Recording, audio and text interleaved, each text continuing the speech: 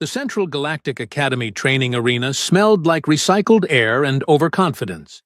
I'd been stationed there for 3 cycles now, monitoring the new batch of cadets from 17 different species, and honestly, most of them were about as impressive as a deflated hoverpod.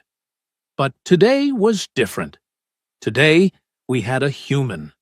Her name was Kira Voss, and she looked underwhelming. Short by most galactic standards, standing maybe 5.5 feet tall, with dark hair pulled back in what humans call a ponytail. She wore the standard-issue gray training suit like everyone else, but somehow on her, it just looked ordinary. No impressive scales, no bioluminescent markings, no extra limbs, just 2 arms, 2 legs, and a face that seemed perpetually amused by something the rest of us couldn't quite grasp. "That's the Terran?" Grix, a Voltani cadet built like a mobile fortress, snorted through his twin breathing slits. His crimson scales rippled with barely contained laughter. "Command actually approved that for combat training?" I adjusted my observation tablet, making notes. As the training coordinator, I'd seen the humans file. Supposedly impressive reflexes, unusually high pain tolerance, adaptable problem solving. All very nice on paper, but the Academy had accepted a Terran once before, 8 years ago, and he'd washed out in the first week. Couldn't handle the gravitational variations in the combat sims. These fragile little creatures just weren't built for real military operations. "Maybe she's here for medical training," called out Planara, a Scythian whose tentacles quivered with amusement. "I heard humans are good at patching things up, because they break so easily." The laughter spread through the assembled cadets like a virus. 47 beings from across the galaxy. And apparently, they'd all found something to bond over. Mocking the human. Kira just stood there, hands clasped behind her back. That little smile never leaving her face. Like she was in on a joke nobody else had heard yet. Commander Thex Cole strode into the arena, his 4 arms spread wide in what passed for an authoritative gesture among his people. The Krynothi were warriors, pure and simple, and Thex Cole had personally trained some of the finest soldiers in 3 sectors. His mandibles clicked together twice, the sound echoing off the reinforced walls. "Attention! Today's exercise is simple. Weapons Proficiency Examination. Each of you will demonstrate your capability with your species' preferred combat tool. The targeting range has been configured for varying difficulty levels. Bronze markings for basic competency. Silver for advanced. Gold for exceptional performance." He paused, his compound eyes sweeping across the group. "And for those who think they're truly special, platinum targets, moving, shielded, and positioned at maximum effective range." Grix cracked his knuckles, all 4 of them. Finally, something fun. The cadets lined up and the EE demonstrations began. Grix went first, naturally, hefting a plasma cannon that probably weighed more than Kira's entire body. The weapon hummed to life, and he proceeded to obliterate 6 silver targets in rapid succession. Decent shooting. Nothing spectacular, but solid. Planara was next, using some kind of bioelectric projector that synced with her neural tentacles. She managed 7 silver targets and 1 gold. The gathered cadets hooted their approval. One by one, they went through their paces. A Dothran with a photon rifle. A Kelrix with throwing blades that curved mid-flight. A Janeth with what appeared to be a sonic disruptor. Some performed well, others not so much. But they all had one thing in common. They were all trying to outdo each other, peacocking and preening with each successful hit. Then came Kira's turn. She stepped up to the equipment rack and everyone sort of leaned in. What would the human choose? What exotic Terran weapon would she pull out? Their planet had been developing military technology for thousands of years, according to the historical databases. Surely, They had something interesting. Kira reached past the plasma rifles, the laser carbines, the molecular disruptors. Her hand closed around something that made half the cadets actually gasp. A projectile weapon. Kinetic. Chemical propellant. The kind of thing you'd find in a museum on most civilized worlds. "Oh, you've got to be kidding," Grix muttered. "Is that a slug thrower?" It was. The humans called it a pistol. This particular model looked ancient even by Terran standards. Metal frame, wooden grip, mechanical sights. I checked my database. A 1911 pattern firearm. Over 400 years old in design. It fired small metal projectiles using controlled explosions. How primitive could you get? "The Terran chooses the kinetic pistol," Commander Thexcall announced, his tone carefully neutral. "Range configuration, 50 meters. You may begin when ready." Kira checked the weapon with practiced movements, removed the magazine, checked the chamber, reinserted the magazine, racked the slide. The mechanical sounds were almost comical in an arena filled with humming energy weapons and glowing tactical displays. She raised the pistol, both hands wrapped around the grip, and fired. Bang! The sound was absolutely barbaric. Not the clean whine of plasma or the sharp crack of lasers, just a loud, concussive explosion that seemed to offend the very air around it. A bronze target 200 meters away shattered into pieces. Wait, 200 meters? I rechecked my display. The bronze targets were positioned at 50 meters, silver at 100, gold at 150, platinum at 200 and beyond, up to 300 meters max. Kira had just shot a platinum target. "Lucky hit," Planara hissed. "Probably didn't even mean to aim that far." Kira said nothing, just adjusted her stance slightly. Bang! Another platinum target, 220 meters. Gone. Bang! 250 meters. Direct hit. Bang! Bang! Bang! 3 targets in rapid succession, all platinum level, all at maximum range, all dead center. The arena had gone completely silent, except for the ringing echoes of gunfire and the metallic tinkle of ejected brass casings hitting the floor. Kira lowered the weapon, engaged the safety, and turned back toward the group. That little smile was still there, maybe a bit wider now. "Acceptable," Commander Thexqual said, which coming from him was basically a standing ovation. "However, marksmanship is only one component of combat readiness. Tomorrow we test close-quarters combat capabilities. Dismissed." The cadets filed out, but the whispering had already started. Nervous whispering. The kind that happens when someone's worldview gets kicked in the teeth. I caught up with Kira as she was returning the pistol to the armory. "That was impressive shooting." "Thanks," she said, her voice carrying that same amused undertone. "Though I should mention, this isn't even my preferred sidearm. Academy rules said I had to use something from the approved list. Apparently, my actual carry pistol was too primitive for modern combat standards." "What you used today wasn't primitive enough." "Oh, this is practically futuristic compared to my usual piece. This one has a polymer frame option and night sights," she grinned. "My carry gun is from 1873. I must have looked confused because she laughed. A short, sharp sound. "Don't worry about it. Let's just say humans have a weird relationship with our weapons. We tend to stick with what works." "But why projectiles?" I had to ask. "Energy weapons are more efficient, more powerful, easier to maintain." Kira shrugged. "Energy weapons are great until you run out of charge, or until someone's using a shield that deflects directed energy, or until you're in an environment where thermal bloom makes them unreliable, or until you need to shoot through hard cover, or until—" "Point taken. Besides," she continued, "there's something to be said for simplicity. This pistol has 8 moving parts. 8. No power cell, no plasma conduit, no magnetic accelerator coil. Just metal, springs, and chemistry. If it breaks, I can fix it with tools that humans have been using for centuries. Can you say that about a plasma rifle?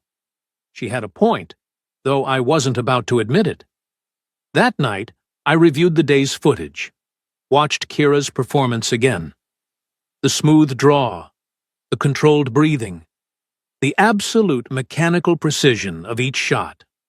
Other cadets had scored hits through fancy technology, predictive targeting computers, auto-tracking systems. Kira had just aimed and fired, like it was the simplest thing in the world. Maybe it was, for her. The next morning brought close-quarters combat trials. This was where most cadets expected the human to fail spectacularly. Physical combat required strength, speed, endurance, and reach. Kira was smaller than most species. Present appeared to have average strength at best, and had no natural weapons. No claws, no fangs, no armored hide. The betting pool among the cadets had gotten rather extensive, I'd heard. Most money was on Kira, lasting less than 30 seconds against any serious opponent. Commander Thexqual explained the rules. Paired combat, unarmed. First to 3 touches wins. Touches must be solid enough to trigger the contact sensors in your training suits. Any questions? Grix raised one massive hand. Do we have to go easy on her? You may use your full capabilities, Thexqual replied. The human requested it specifically. Oh, did she now? The first match was Kira versus a Telnori cadet named Brex. The Telnori were quick, covered in short spines that delivered minor shocks on contact. Brex outweighed Kira by at least 40 pounds and stood half a foot taller. They squared off in the practice ring. Brex bounced on his feet, hands up, ready to overwhelm the tiny human with superior speed and reach. Begin! Brex lunged forward, hands reaching to grab and overwhelm. Kira moved like water, flowing around his attack, her hand snapping out to slap his ribs as she passed. One touch. Brex spun, faster now, angry. He threw a combination of strikes, any one of which should have connected with the smaller opponent. Should have. Kira slipped each blow by margins so thin they looked accidental. Her hand found his shoulder. 2 touches. Brex roared and charged, trying to use his weight advantage to simply bulldoze her. Bad move. Kira sidestepped, hooked his ankle, and rode his momentum straight into the mat. Her palm slapped the back of his neck as he went down. 3 touches. Total elapsed time. 11 seconds. Lucky, someone muttered. Kira's next opponent was a Kreth, a species known for 4 independent arms and incredible reaction speed. The match lasted 9 seconds. Kira won. Then a Voltani, 7 seconds. Then a Scythian who tried to use all 6 tentacles at once. 14 seconds, but only because Kira seemed to be studying the tentacle attack pattern before finishing the match. After her 8th consecutive victory, each one faster than the last, nobody was talking about luck anymore. This is ridiculous, Grix finally bellowed. I'll fight her.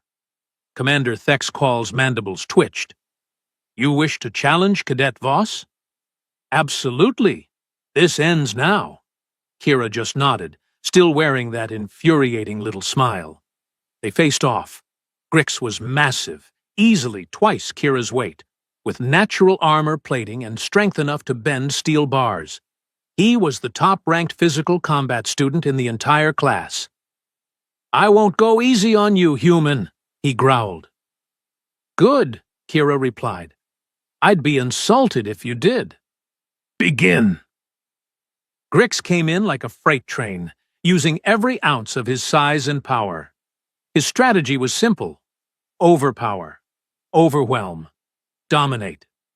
Kira ducked under his first swing, rolled past his second, and somehow ended up behind him. Her hand touched his. Spine. 1 point. Grix whirled, fast for his size, and managed to force Kira to actually back up for the first time in any of her matches. His reach advantage was real, and he was using it intelligently now, controlling space, cutting off angles. They circled each other. The arena had gone dead silent. Grix feinted left, struck right. Kira blocked, but the power of the blow sent her sliding backward. He pressed the advantage, throwing calculated strikes, using his armor to deflect her counterattacks. It was working, sort of. Then Kira changed tactics. Instead of evading, she moved in close, too close for Grix's long arms to be effective.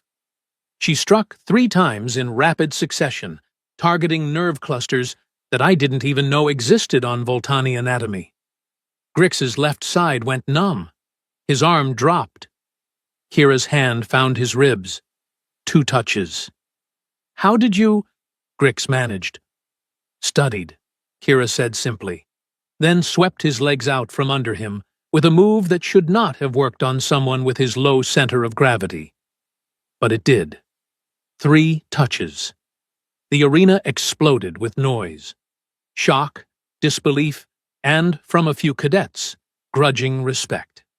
Commander Thexcall held up one arm for silence. "Cadet Voss, that was educational. However, I must ask, how did you defeat opponents with superior physical attributes?" Kira shrugged. "Humans aren't the strongest species. We're not the fastest. We don't have natural weapons or armor. What we do have is endurance, adaptability, and about 2 million years of practice in killing things bigger and scarier than us. You all grew up with technology, with civilized combat sports, with rules and safety protocols. That's great. But humans? We grew up hunting animals that could tear us apart. We spent millennia learning exactly how to drop something big with nothing but rocks and sticks and sheer stubbornness.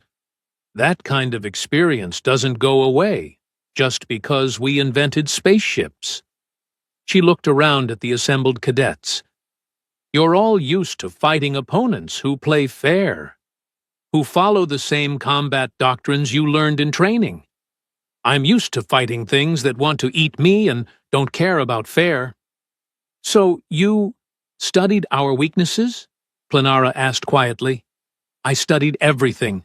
Anatomy, nerve placement, balance points, sensory systems. You want to know the best way to disable a Scythian? Strike the nerve cluster exactly 14 centimeters from the base of the second tentacle. Voltani? They have a reflex point on their lower spine that temporarily paralyzes the left side. Telnori have incredible reflexes, but predictable attack patterns. Kreth have 4 arms, but simplified neural routing that makes them vulnerable to sensory overload." The silence was different now, not shocked, something more like scared. "The most dangerous thing humans learned," Kira continued, "wasn't how to be strong. It was how to be smart about violence, how to study our enemies, learn their weaknesses, and exploit them with absolute efficiency. We're persistent hunters, pursuit predators. Give us a target and enough time, and we will find a way to bring it down. That's not boasting. That's just biology." Commander Thexqual's mandibles clicked slowly, a sign of deep thought among his people. "I see. Cadet Voss, report to Advanced Combat Instructor Office after this session.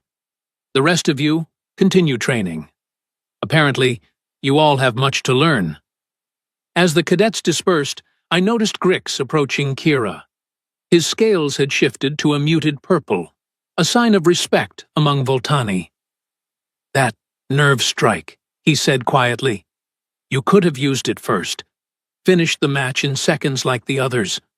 Why didn't you?" Kira's expression softened slightly. "Because you weren't being cruel. You were being honest, taking me seriously as an opponent. You deserved an honest fight back. The others were playing around, testing, not respecting the match. You actually tried. I appreciate that." Grix stared at her for a long moment, then extended one massive hand. "I would be honored to train with you. To learn." She shook it. "Mutual learning is the best kind. You have advantages I don't. I just have different experiences. We can both get better." I filed my report that evening. Human cadet exceeding all expectations. Recommend advancement to tactical training ahead of schedule. Physical capabilities within standard range, but combat intelligence and strategic thinking exceptional. Advise other cadets to learn from human approach to problem solving. Then I added a personal note. These humans might be small, and they might look fragile, and their technology might seem primitive, but they've been surviving on a death world for millions of years, and they learned every possible lesson about violence that planet could teach. They're not strong because of what they are. They're dangerous because of what they've overcome. The Academy was about to get very interesting, and something told me that tomorrow's tactical simulation exercise was going to shock quite a few more people. That little human with her ancient pistol and her patient smile had just proven something that should have been obvious to anyone paying attention. Never, ever underestimate a species that had to fight for every single day of its existence. The real lesson hadn't even started yet. The tactical simulation chamber was a masterpiece of military engineering. Holographic terrain, adjustable gravity, environmental hazards, and AI-controlled opposition forces that could adapt to whatever the cadets threw at them. It was designed to test everything: strategic thinking, teamwork, resource management, and the ability to handle absolute chaos without falling apart. Today's scenario was a classic: hostage rescue in hostile territory. 4-person teams, mixed species assignments, 30 minutes to plan and execute. Commander Thexqual had deliberately put together the most unlikely combinations possible, forcing cadets who'd never worked together to figure out cooperation under pressure. Kira got stuck with Grix, Planara, and a Harathi named Ven who communicated mostly through color shifts in his skin. Not exactly a dream team, especially since they'd all spent the previous day getting systematically dismantled by the human in combat trials. "All right," Grix rumbled as their team huddled in the prep area. "I'll take point. My armor can handle initial contact. Planara, you provide support fire. Ven, reconnaissance. Human, you, stay back and try not to get killed?" Kira offered helpfully. "I was going to say, provide covering fire, but sure, that works too." Kira pulled up the mission briefing on her tablet. 6 hostages held in a fortified compound. Unknown number of enemy combatants. Limited ammunition, no resupply. Timer starts the moment we breach the perimeter. She tapped the screen thoughtfully. Standard approach would be frontal assault, overwhelming firepower, quick extraction. "Exactly," Grix agreed. "We hit hard, grab the hostages, get out before they can organize a proper defense. That's what the simulation expects us to do." Everyone looked at her. "So we do something else," Kira continued. "The AI adapts to our tactics, right? Gets smarter the longer we fight conventionally. But if we do something completely unexpected..." "What are you suggesting?" Planara's tentacles curled skeptically. "I'm suggesting we don't breach the perimeter at all. Not at first." Ven's skin flashed through several rapid color changes. I'd reviewed enough Harathi communication to know he was asking if she'd lost her mind. "Hear me out," Kira said, pulling up a 3D map of the compound. "They're expecting an assault. They've got defensive positions here, here, and here. Overlapping fields of fire, kill zones. If we charge in, even with Grix's armor, we're walking into a meat grinder. The AI will funnel us exactly where it wants us." "So what's the alternative?" Grix asked. "We make them come to us. Humans have this saying, why fight on your enemy's terms when you can make them fight on yours?" She started sketching on the tactical display. There's an environmental control station here, 200 meters from the compound. Then, your people can handle extreme temperature variations, right? More color shifts. Affirmative. Planara, your bioelectric attacks work better in humid conditions, correct?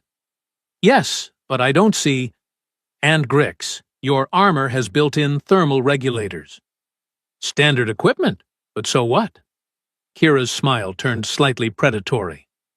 So we turn their fortress into a swamp, crank the humidity to maximum, drop the temperature to just above freezing, create fog thick enough to choke on. Then we wait exactly 12 minutes for the environmental chaos to peak. The AI will panic, think we're staging for a stealth approach. It'll send scouts to investigate. We pick them off quietly, take their gear, learn their patrol patterns. That's actually not terrible, Grix admitted slowly. Then, once we've thinned their numbers and they're cold, confused, and half blind from the fog, we don't go through the perimeter. We go under it. Every fortress has drainage systems, maintenance tunnels. The simulation has to include them for realism, but most teams never think to use them because they're too busy playing hero. Planara's tentacles had stopped twitching. You've done this before. Similar situations, different context. Humans fought each other for thousands of years before we met the rest of you. We got very, very good at asymmetric warfare, at using the environment as a weapon, at making our enemies defeat themselves. Ven's skin shifted to a solid, determined orange. He was in. Fine, Grix said. We try it your way. But if this goes sideways, then we default to your plan and smash our way through. Kira finished. Fair enough. The simulation began. While other teams charged directly at their objectives, guns blazing and shields raised, Kira's team moved laterally. Ven infiltrated the environmental controls, his camouflage skin making him nearly invisible. Within 3 minutes, the entire compound area was engulfed in freezing fog. The AI-controlled defenders reacted exactly as Kira predicted. Confusion first, then aggressive scouting parties sent to locate the attackers who were obviously staging for an assault. Grix took out the first scout with a silent takedown that would have made a ghost jealous. Planara short-circuited the second scout's weapon systems before he even knew she was there.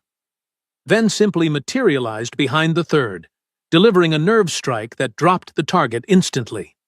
They stripped the scouts of gear and information, learning the internal layout and defense patterns without firing a single shot.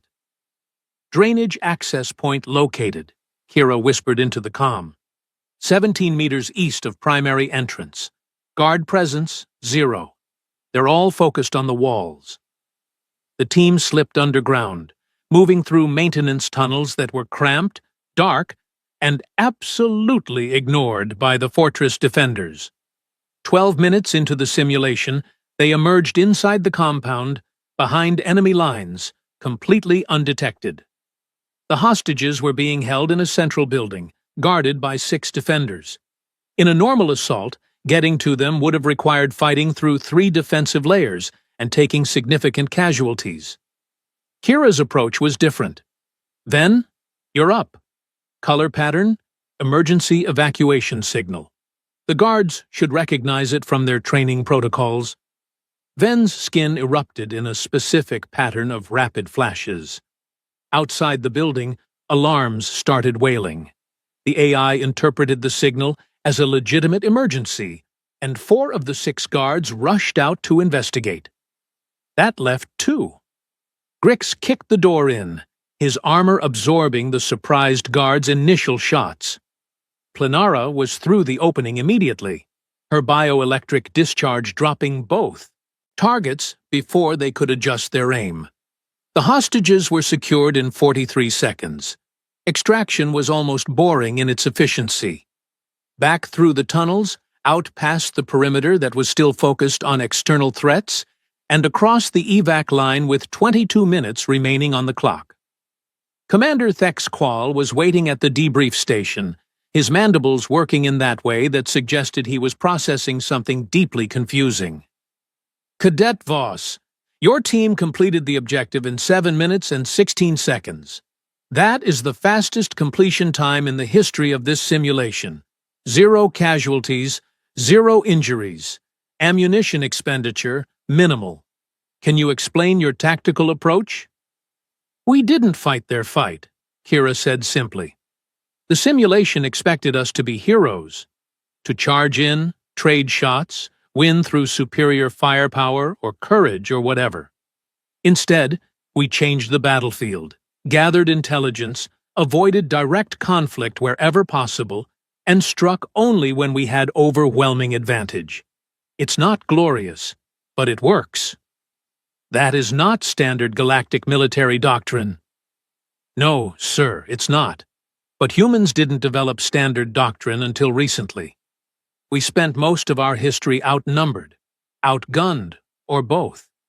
We learned to be clever instead of fair, to strike from unexpected angles, to win through deception, misdirection, and environmental manipulation when we couldn't win through direct force. Grix spoke up, surprising everyone. Commander, if I may, the humans' approach saved our lives 3 times today. Times when my training would have had me doing something brave and stupid that would have gotten us all killed. She thinks differently. Not better or worse, just different. And in combat, different can be the edge that keeps you breathing. Planara nodded, her tentacles forming a gesture of agreement. I've trained for 6 years in standard tactics. Kira threw out half the rules and somehow everything worked better. It's unsettling, but effective. Ven's skin flashed a pattern that translated roughly to, "Weird human is scary smart, and I wish to learn more." Over the next 3 days, something remarkable happened. The cadets stopped treating Kira like a curiosity or a joke, and started treating her like a resource. They asked questions. Lots of questions. Why do humans prefer kinetic weapons when energy weapons have higher damage output? Kira, cleaning her ancient pistol in the common area.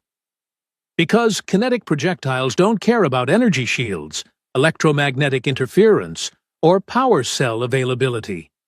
A bullet works in vacuum, underwater, during solar flares, and in the middle of an EMP blast. It's reliable. Reliability beats power when your life depends on it. How did you know about the Voltani nerve cluster? Kira, reviewing anatomical databases. I read everything. Every species file the Academy has. Humans are curiosity-driven to the point of obsession. We see a problem, we study it until we understand it.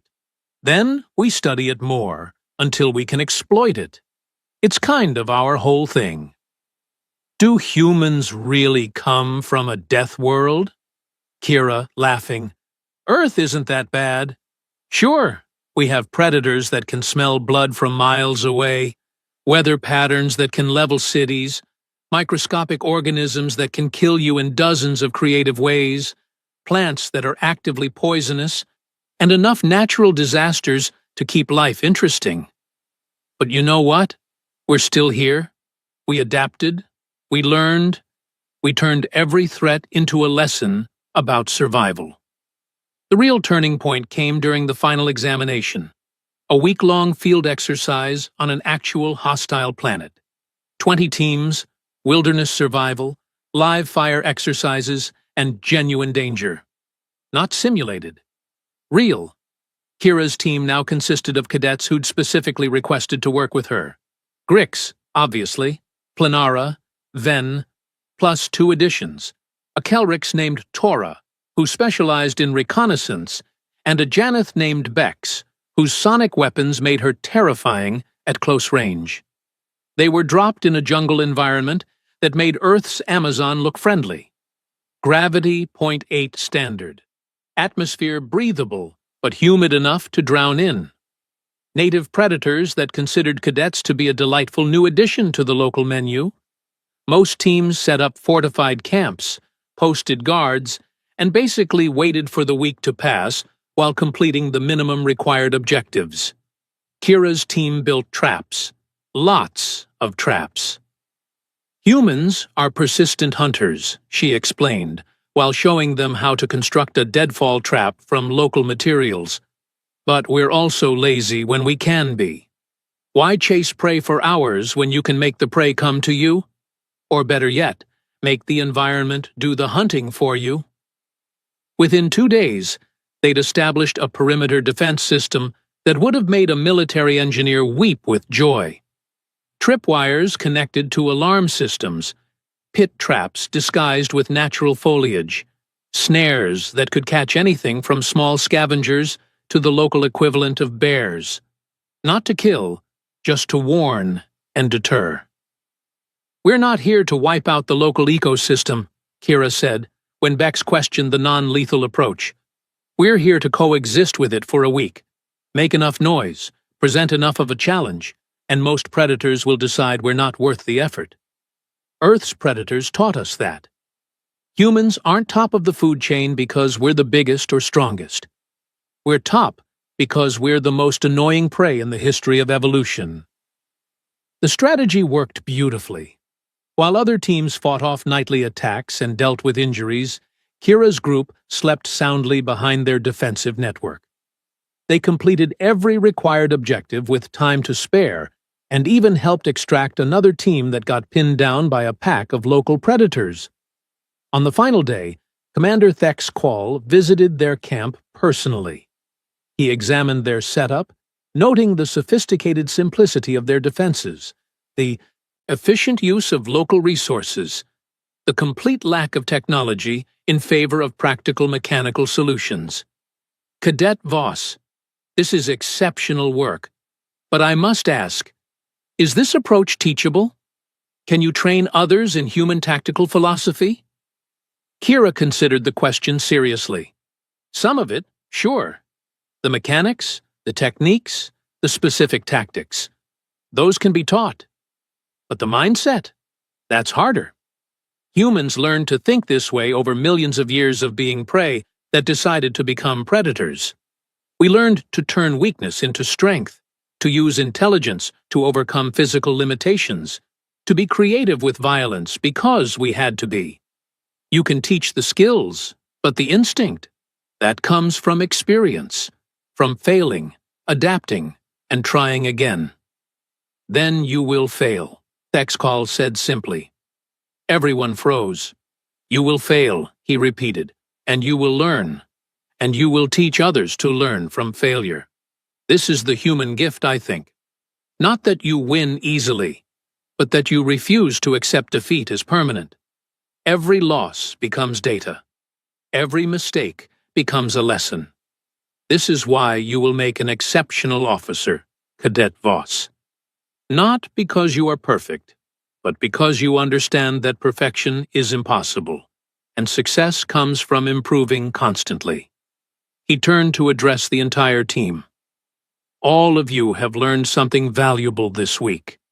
You learned that strength comes in many forms, that different is not inferior, that questioning doctrine is not weakness, but wisdom.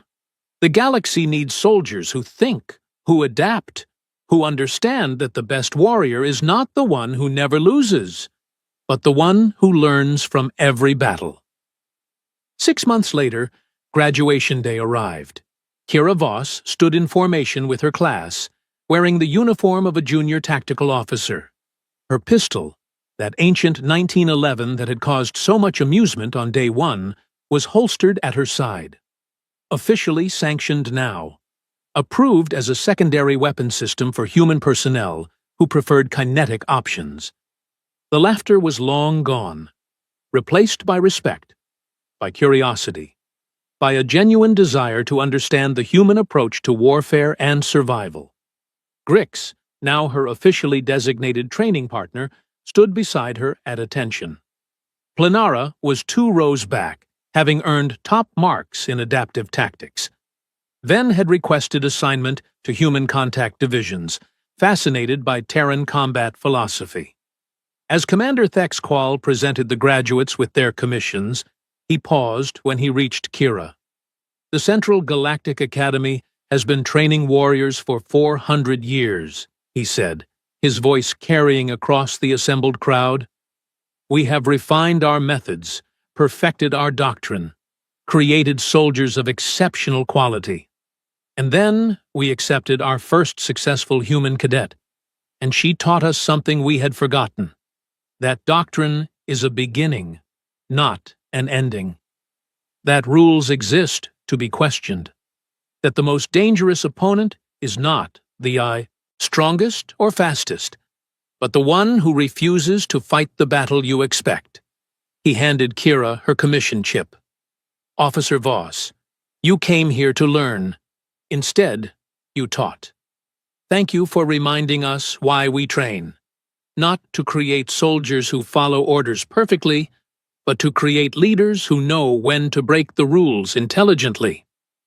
Later, at the graduation celebration, I found Kira standing alone on an observation deck, looking out at the stars. Congratulations, I said. You've certainly made an impression. She smiled that familiar smile. I just did what humans do. Adapted, learned, survived. You did more than survive. You changed how an entire institution thinks about combat training. Maybe. But the real lesson isn't about me. It's about them. She gestured back toward the celebration, where cadets from a dozen species were swapping stories and techniques, learning from each other in ways that crossed traditional doctrinal boundaries. They learned that different perspectives have value, that there's no single right way to approach a problem. That's not a human lesson. That's a universal one. I just happened to demonstrate it in a context they could understand. Violence? Understanding. Violence was just the language we used to communicate it. She turned to face me fully. You know what the scariest thing about humans is? It's not that we're good at fighting. Lots of species are good at that. It's that we're good at teaching, at spreading ideas, at adapting other people's strengths, and incorporating them into our own approach. We're not apex predators because we're individually dangerous. We're apex because we're collectively unstoppable. We share knowledge.